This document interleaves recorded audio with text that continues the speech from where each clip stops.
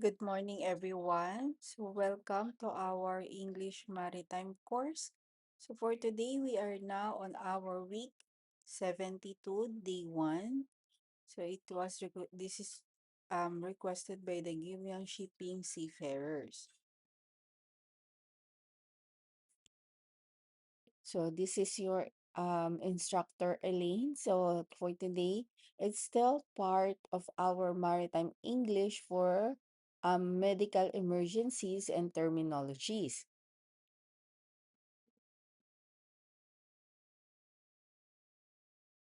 So in maritime industry, there are what we call the cold and heat exposure that can also be lead to a several specific medical conditions. So the primary medical terms is used for this condition. Like for example, we have here the cold exposure or what we call the cold stress. So we also have some medical terminologies under the cold exposure. So first, we have what we call the hypothermia. This is occurs when the body core temperature drop below 95 Fahrenheit.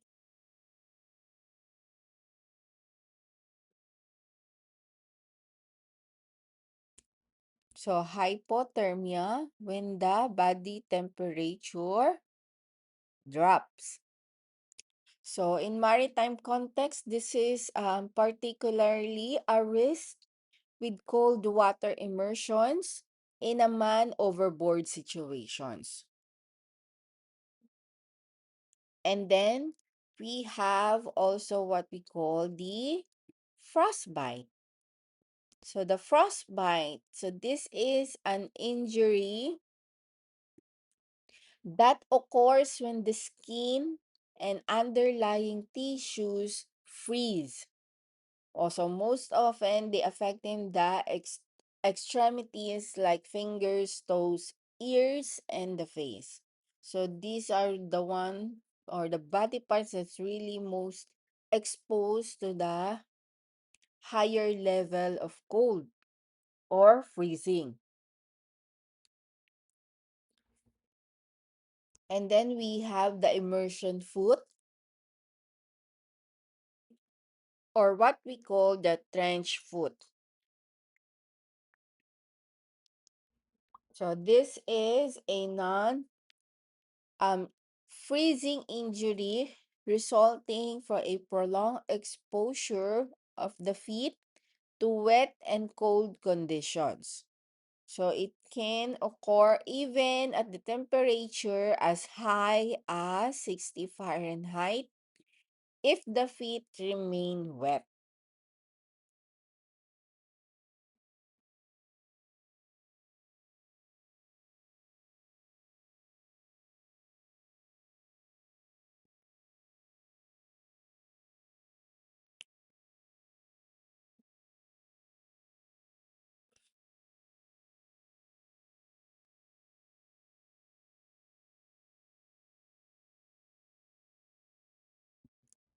And then another word is what we call the chilblains.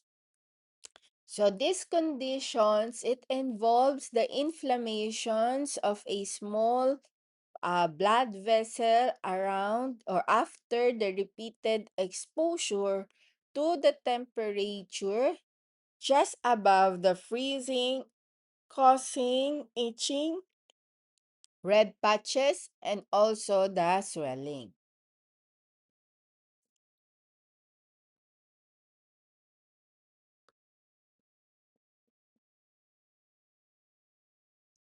So again, under the cold exposure, we have what we call the hypothermia.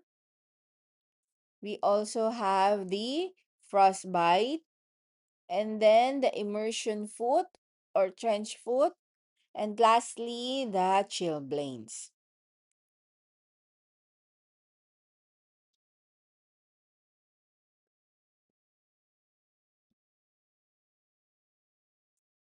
So this time we have what we call the heat exposure or the heat stress. So working in a hot and a humid condition such as on a deck, under the sun, or in hot engine room, it poses a significant health risk as well. So first is what we call the heat stroke. So this usually I know very common um medical term, especially if you are under the heat or under the extreme heat exposure. So this is the most severe heat-related illness and a life-threatening medical emergency. So this one, it occurs when the body can no longer regulate its temperature. And the core temperature rises above 104 degrees Fahrenheit or 40 degrees Celsius. So the symptoms include confusion, slurred speech, seizure, and loss of consciousness.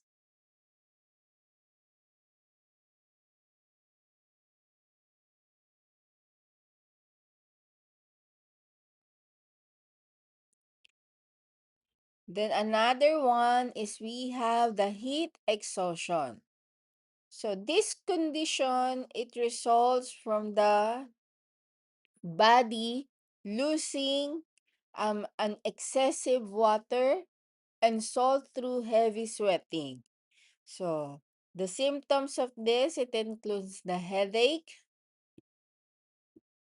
nausea, dizziness, fatigue, and also heavy sweating. Another term that we have is what we call the heat cramps. So these are the painful muscle cramps and spasm that often in the legs, arms, or abdomen. So this one, it caused by the loss of fluids and electrolytes during the heavy sweating. So it's really not good idea also if you are sweating too much because it can result some heat cramps.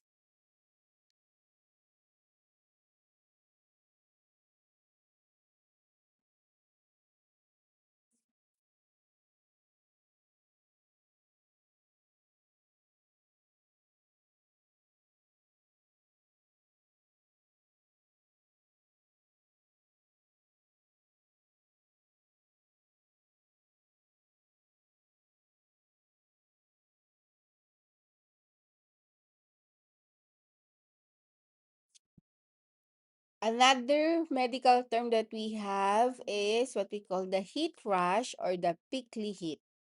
The prickly heat. So this is a skin irritation that caused by sweat not evaporating effectively from the skin and resulting in a cluster or red lumps. So mostly these are looks like more on a rashes on your skin. And then the other word that we have is what we call the heat syncope. So this is a fainting or dizziness that can occur with a prolonged standing or sudden movement in the hot environment.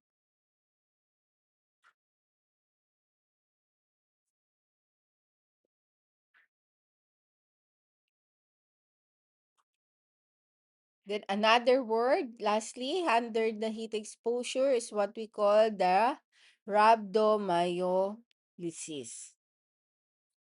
So this one is a serious condition where the muscle breaks down and leading to a muscle pain and dark urine.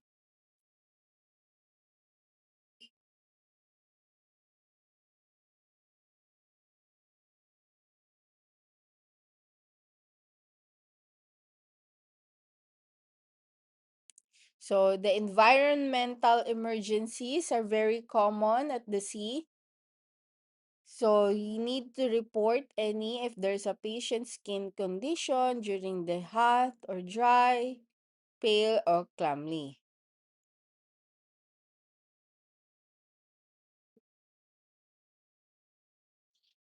So other words that you can remember as well, I have here some key points. The word hypothermia. So the body temperature is too low.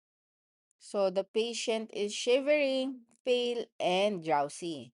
So again, this is where the body temperature go down. And then we have the heat stroke. This is the medical emergency due to overheating. And the patient, you can say that the patient is unconscious and skin is hot and dry. Under the SMCP, clearly state the patient's core temperature.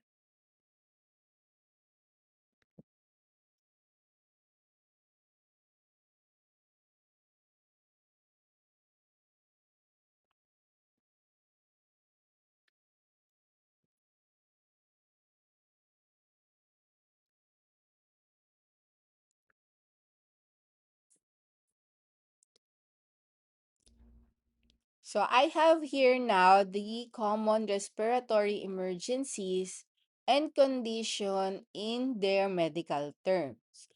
Because in the maritime industry, the respiratory emergencies, it involves a range of a acute condition that often referred to as a respiratory distress or respiratory failure. We also have some respiratory arrest.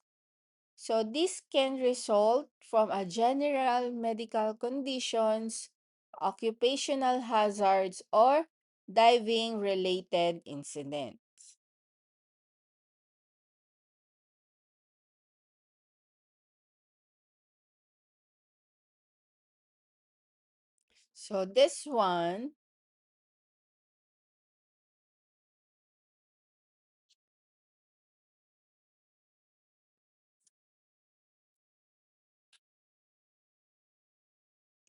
So these are the primary medical conditions. So first we have what we call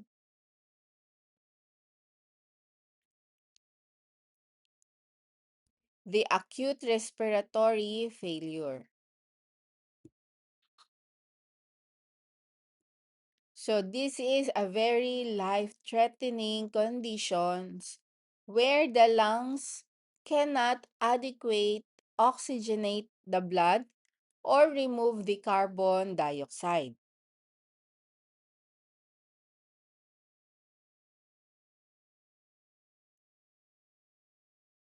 And then we also have here pneumonia or as well as the bronchitis.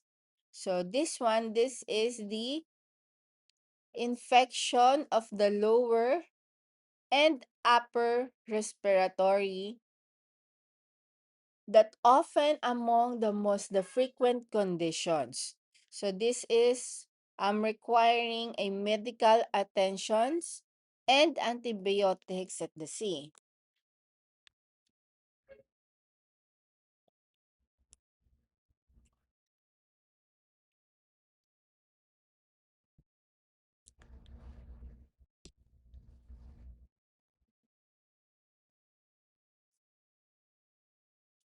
We also have here what we call the occupational asthma or reactive airways dysfunction syndromes, or what we call the RADS. So this one is a conditions that caused by exposure to sensitizing agent, vapors, gases, or fumes that can be found in the cargo or cleaning materials.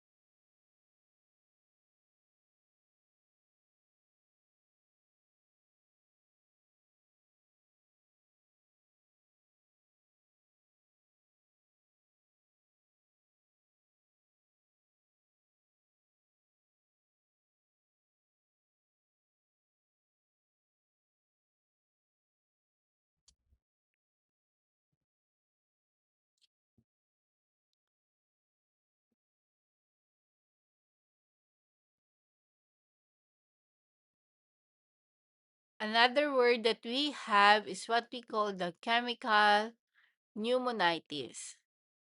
So this is the severe inflammation of the lungs that resulting from inhaling some chemical irritants.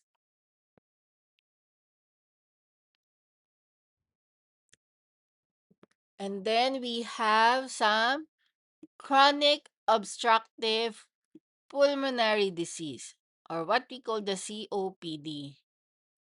So this is a progressive disease because it including the emphysema and the chronic bronchitis. So exaggerated by long-term exposed to dust, fume, and other airborne irritants. So this is the long-term exposure.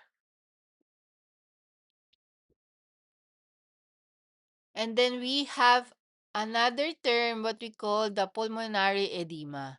So this one, it is the fluid, that accumulation in the lungs. So this one, it can be resolved by a heart failure or a chemical exposure.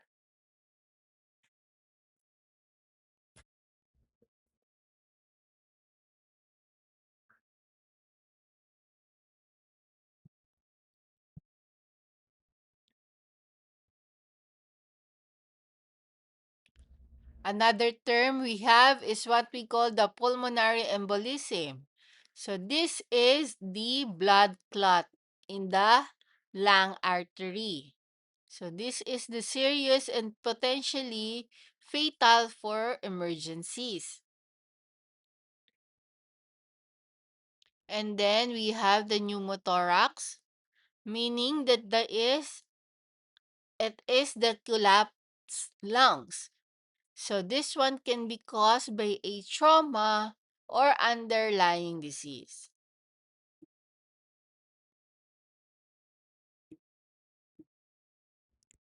And lastly, we have what we call the anaphylaxis.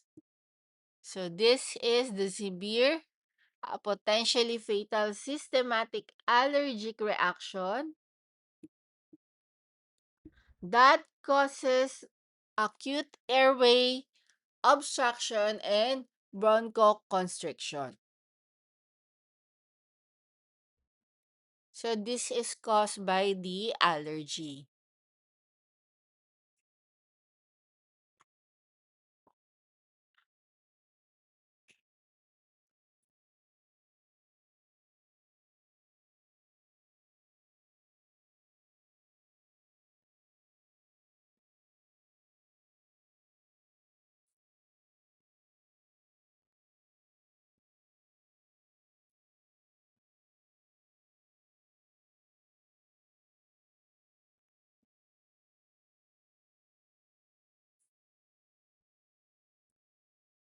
So we also have here some specific maritime industry hazards. So first we have the toxic gas exposure. So this is the hazard such as the hydrogen sulfide, ammonia, and then we have also the chlorine, that which can be caused by an immediate and severe damage to the respiratory tract.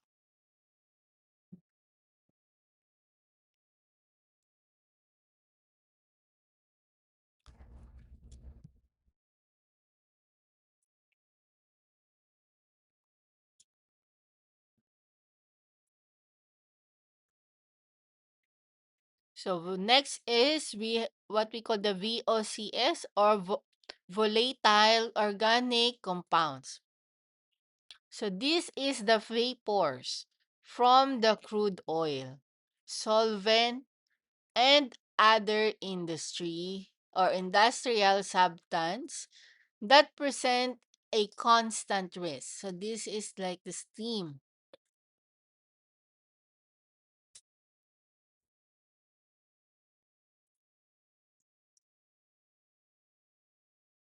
And then we have the particulate inhalation. So the loading and unloading of the dry bulk cargo. So for example, we have the coal, the grain, or the cement that can also lead to the inhalation of the fine dust, potentially causing a chronic conditions like the silicosis or the asbestosis.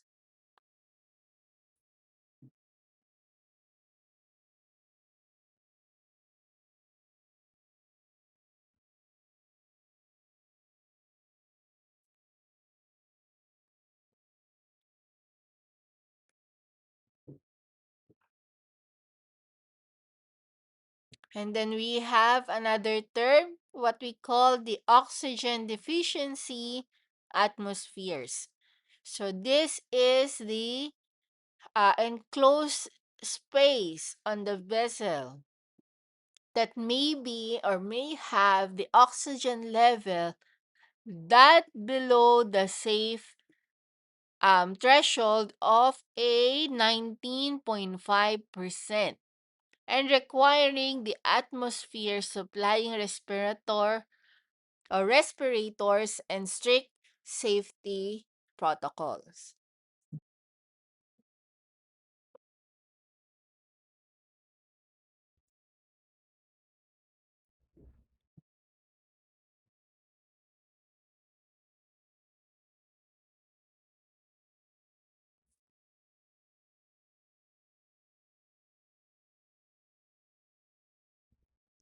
And here we have some emergency response and management. So the management of this emergency that often involves the following medical principles and procedures.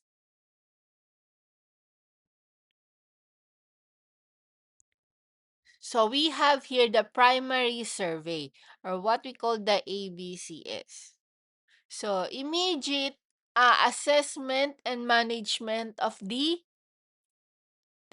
airway, breathing, and the circulation. So it stands for the ABCs. And then we also have some oxygen therapy. And this is the admission or administration of the supplemental oxygen is primary intervention for the hypoxemia.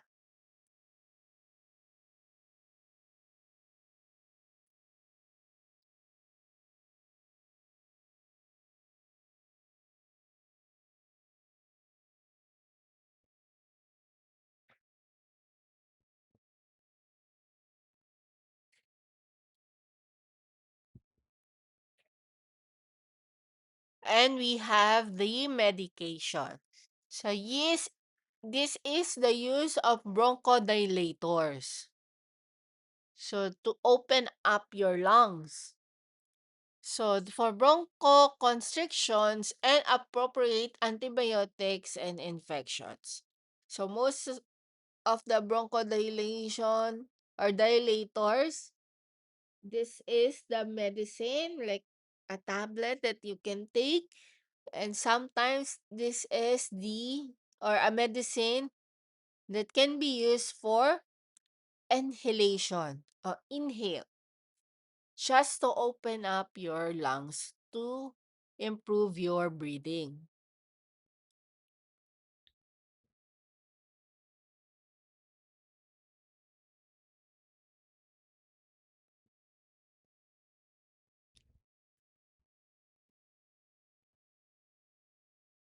Then we have the advanced intervention.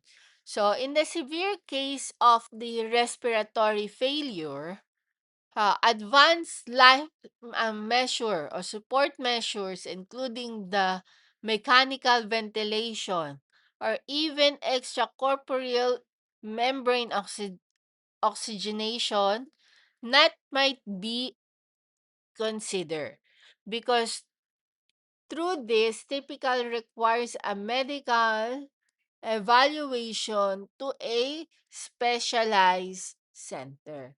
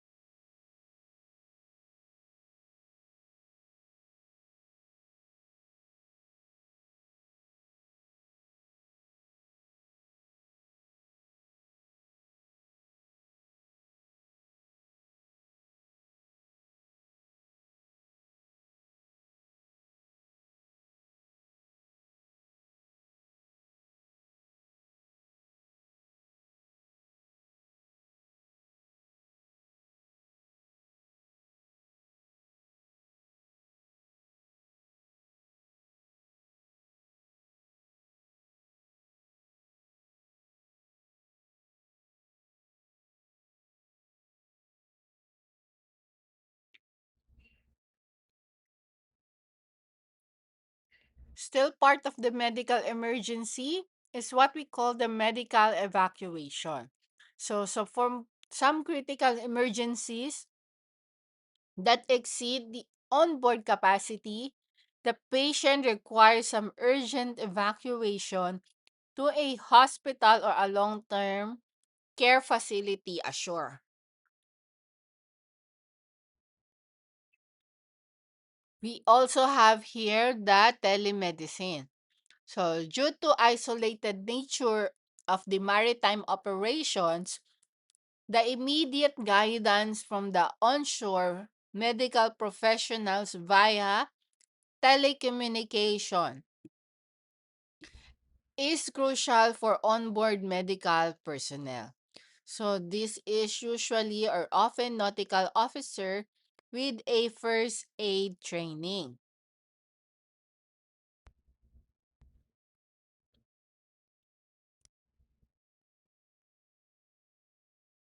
So, in the maritime industries, the cardiac and the circulatory issues are the major causes of the medical emergencies.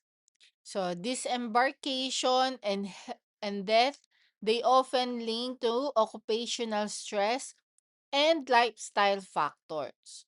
So, there are the relevant medical term used in this context.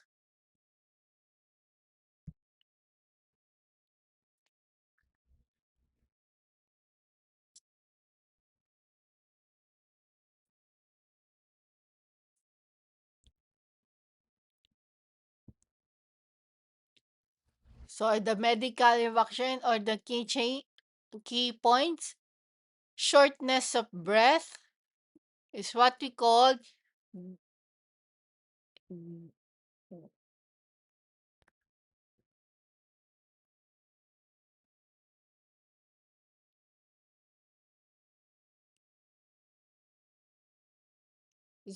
the dyspnea.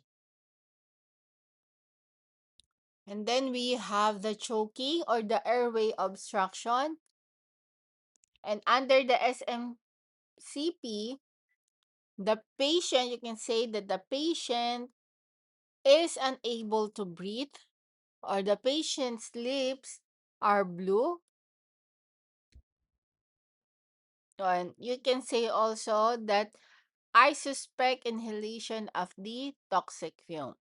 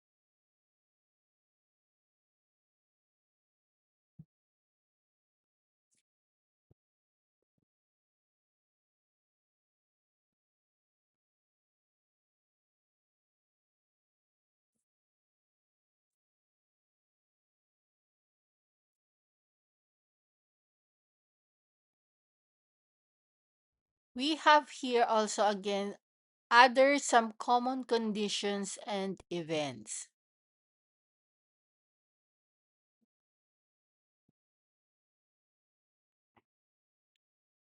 Because in maritime industry, the cardiac and circulatory issues is the major cause of emergency. As I said earlier, it can be cause the embarkation and death that often leaks some occupational stress and lifestyle factors. So first is under our common events is what we call the cardiovascular disease or the CVD.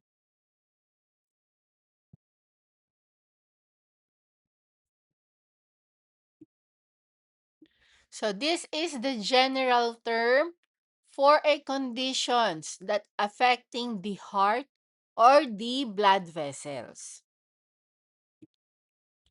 So this is often associated with a build-up of a fatty deposits inside the heart artery. So this is the artery as example here. So you can see some blockage.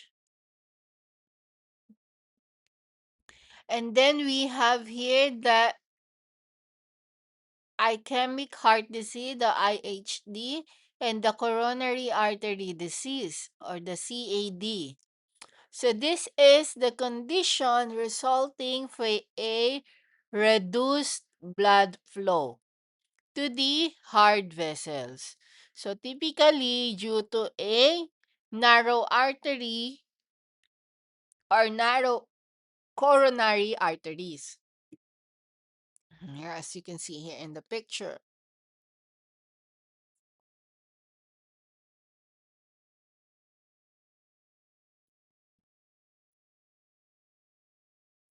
And then another word, the MI, or what we call the myocardial infarction. So this is the medical term for a heart attack.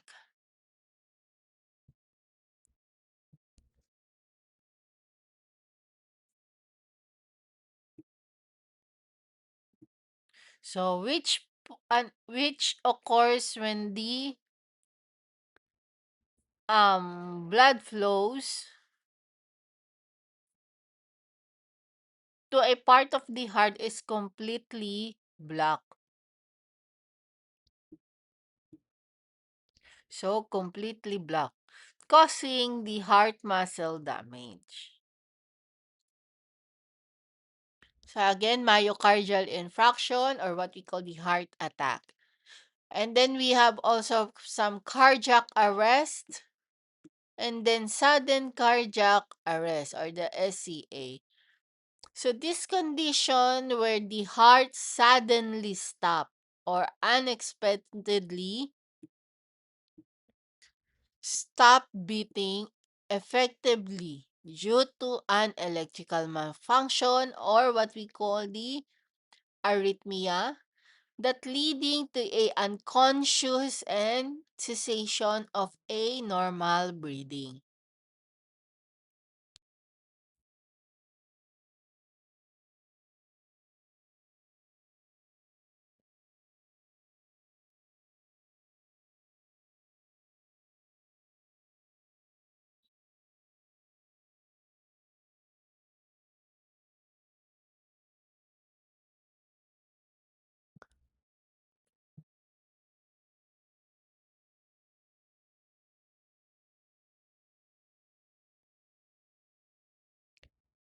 We also have here some what we call the heart failure. So this is the chronic condition where the heart muscle is unable to pump blood. So unable to pump blood around the body efficiently. So this is what we call the what causing the heart failure. And then we have hypertension, or what we call the high blood pressure. So this is also very common. Persistently elevated blood pressure, or a primary risk factor to a more severe cardiac events and other conditions. So this is like strokes or some renal failure.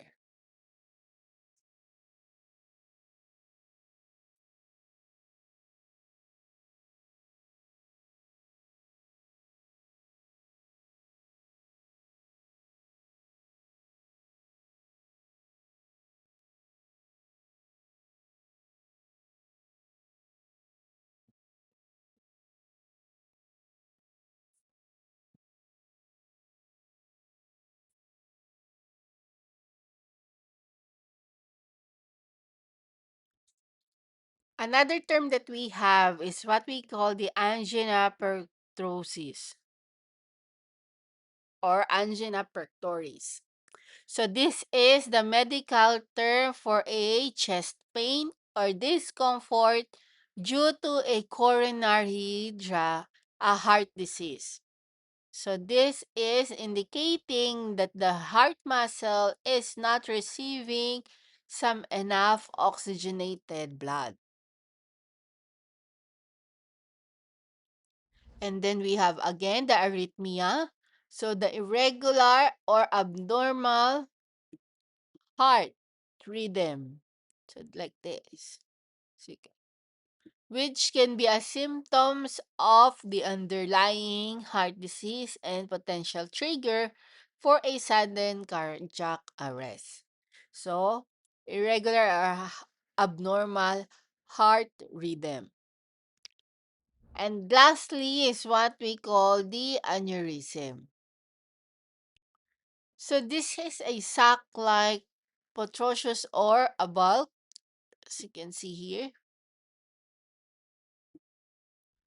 in the blood vessel or the heart wall. So, caused by a weakening of the tissue. So, it's like a balloon or bump, something in the vessel.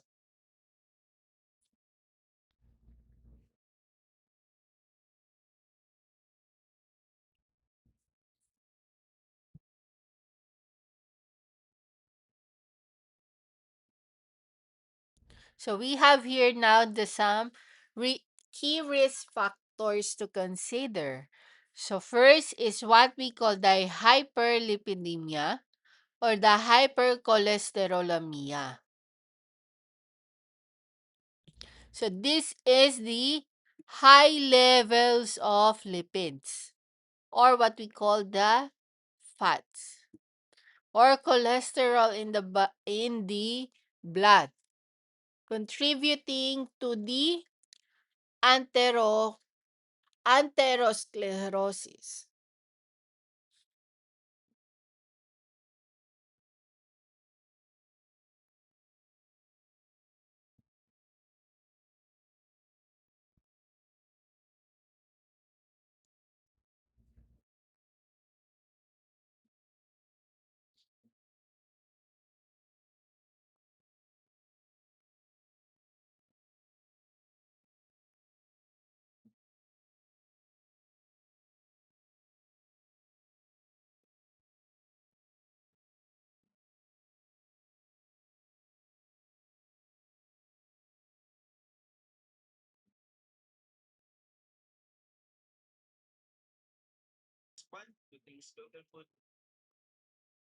And then we have another one, the obesity and overweight.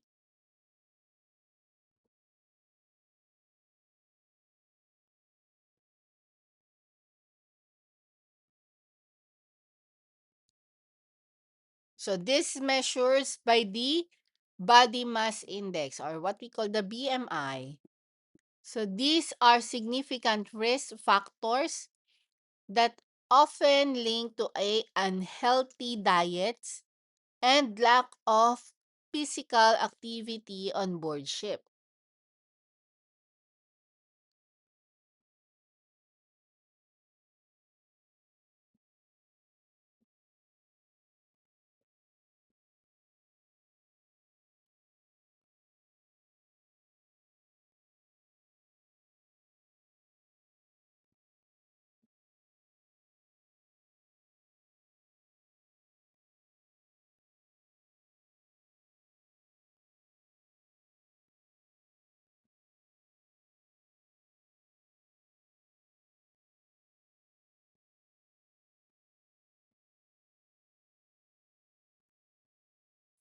And then we have what we call the diabetes mellitus.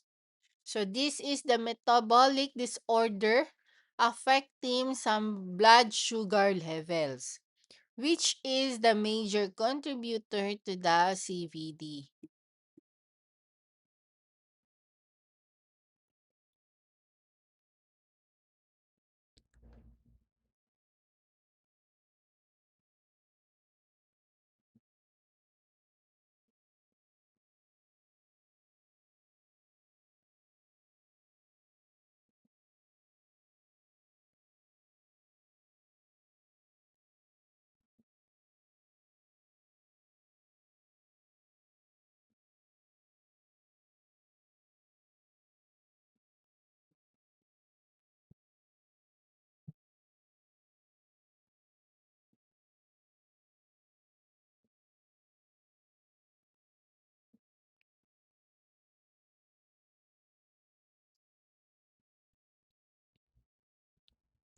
So next is we have some management and procedures.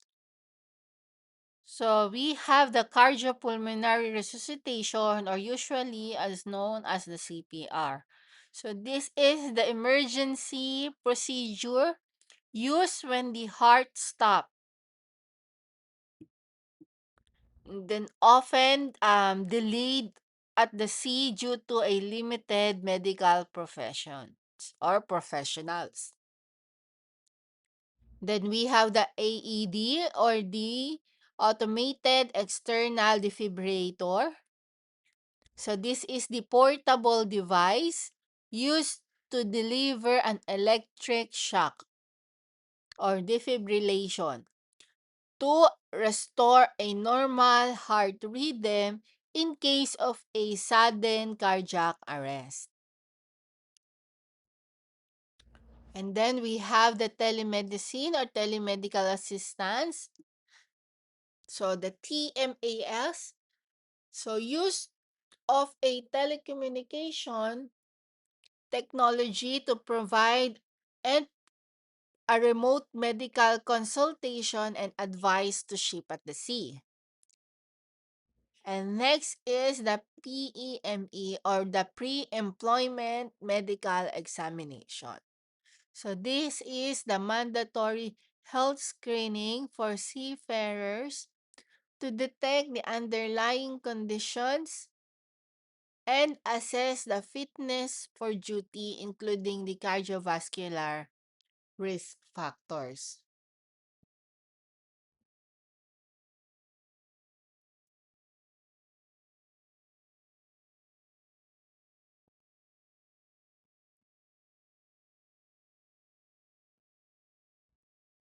So again, the points to remember: heart attack, chest pain, radiating to the arm and jaw, shocks.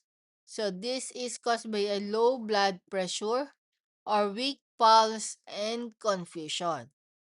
Also, under the SMCP, you can say that the patient has a strong chest pain lasting 10 minutes, pulse is weak and rapid, or you can say that I have administered oxygen.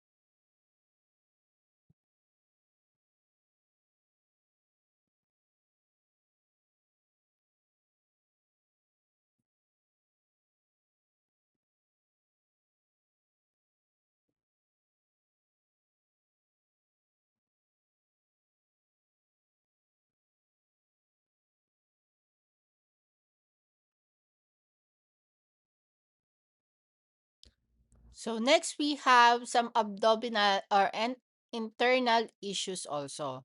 So in the maritime industry, the abdominal and internal issues are referred to using some standard medical terminology. So most commonly categorized as the gastrointestinal disorders or gastrointestinal complaints.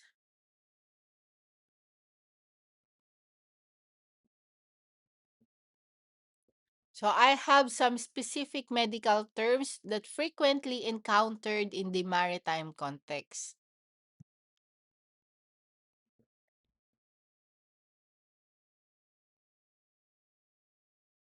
So first is what we call the gastrointestinal or GI disorder. So this is the overaching term of the conditions that affective to the digestive tract.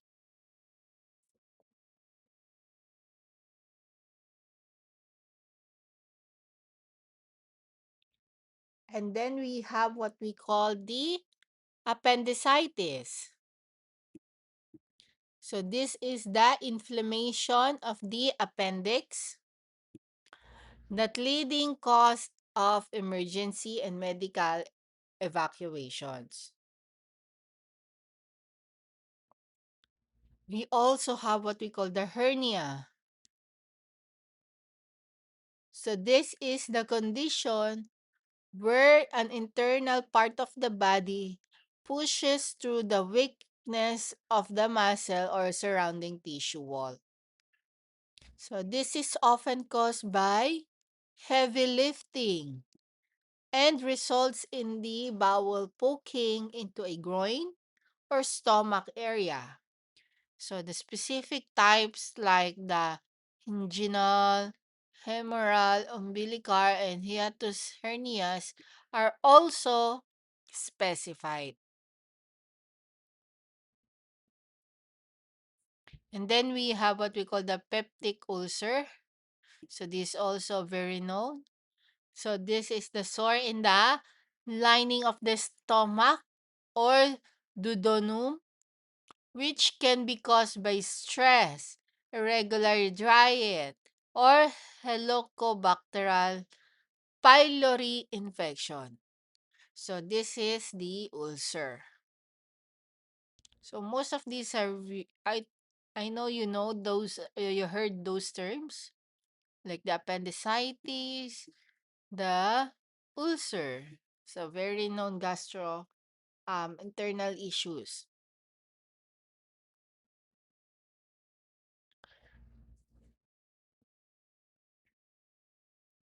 And then we have some peritonitis.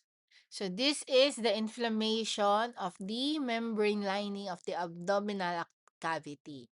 So this is often a life-threatening emergency that requiring a prompt treatment. And then the next one is what we call the gastroenteritis or infection gastrointestinal illness or the IGI. So this is the inflammation of the stomach and intestine that often due to a food contaminations or viral outbreaks. And then we also have some abdominal muscle spasms or what we call the strain. So this is very common for a physical demanding roles. So usually it's called a cramps. And then we have some volvulus. So volvulus is a condition involving in a twisted of the vowel which can lead to a obstruction or cutting of the blood supply. So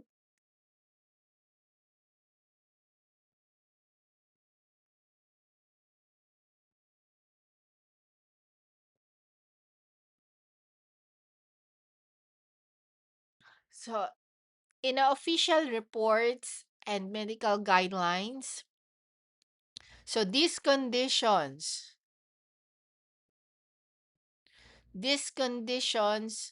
are addresses under the general headings like the gastrointestinal emergency awareness on board ships. So seafarers experiencing the symptoms may require a radio medical advice using the specific code or and severe cases like emergency evacuations.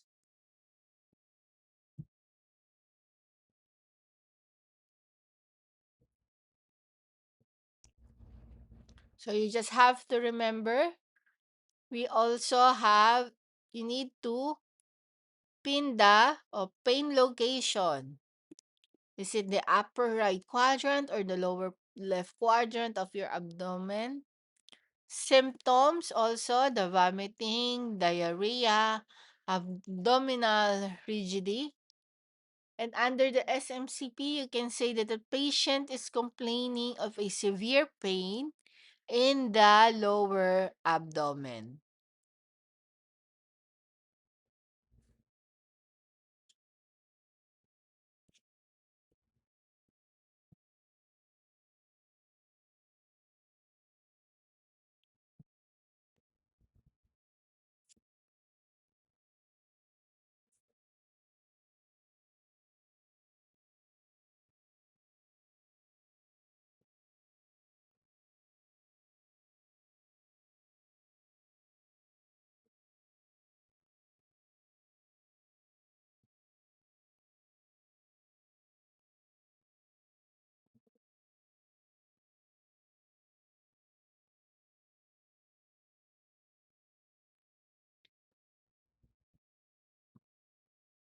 Okay.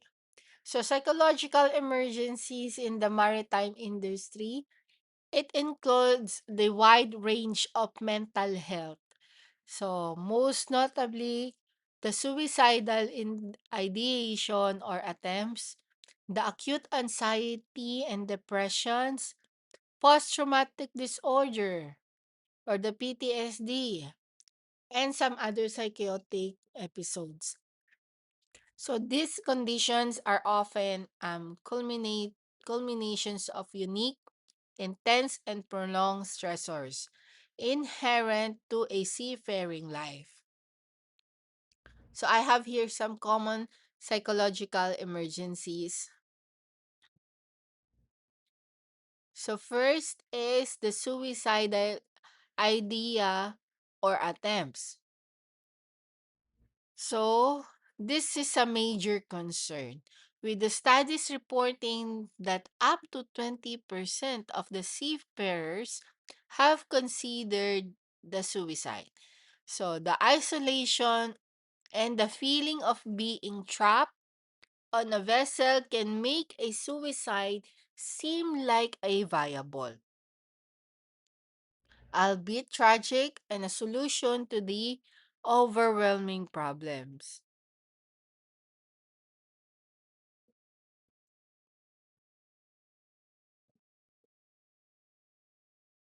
And then we have here some acute anxiety and depressions. So, high risk of anxiety and depression disorders is almost 17 to 25% that can escalate into a acute emergency when unmanaged. So, this one, when you're not managed this properly, it will lead into a severe emotional distress and functional impairment.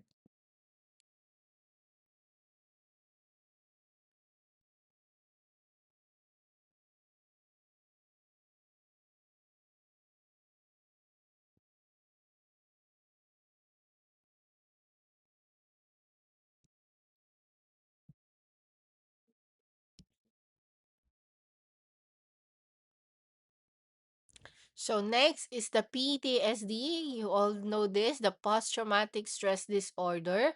So the seafarers are exposed to a potentially traumatic events such as the severe accident, the piracy, and natural disasters. So these experiences can lead to a PTSD, which is resulting in a flashbacks, hypervigilance, and avoidance behaviors that required a immediate attentions.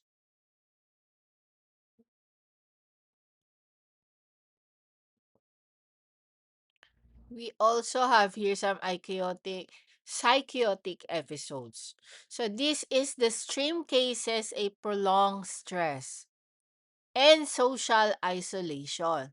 So the seafarers may experience a psychotic breakdown, especially if you are like if you feel you're not belong or you're alone and you're homesick for the job. So um this push also of the psychotic episodes of the seafarers. And then substance abuse and addictions. So though this is not an immediate or emergency in the same way, substance abuse is very common as a coping mechanism. So this one can lead to a acute behavioral issues, and it can be also an addiction crisis that poses some serious safety hazard on board.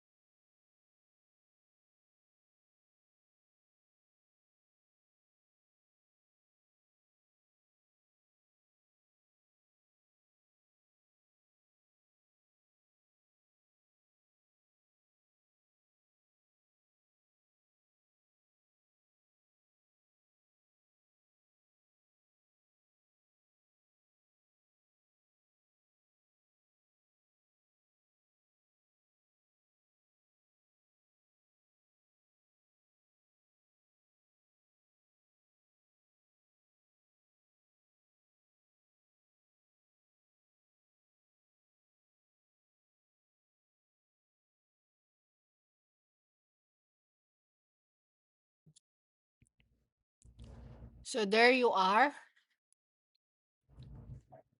So maritime life is very stressful. Use functional language to report a behavior like the patient's throwing objects and refusing cooperate. Never use judgmental language. And then the safety of the crew is very paramount. Clearly state if the patient possesses a threat. So those are some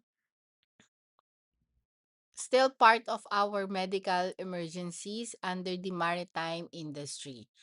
So that's it for today, and we will continue this discussion still until about the emergencies in this maritime industry is very, very broad. So we will keep discussing this until we finish all the terminologies. So again, this is your instructor Elaine for today's topic, and thank you for your listening.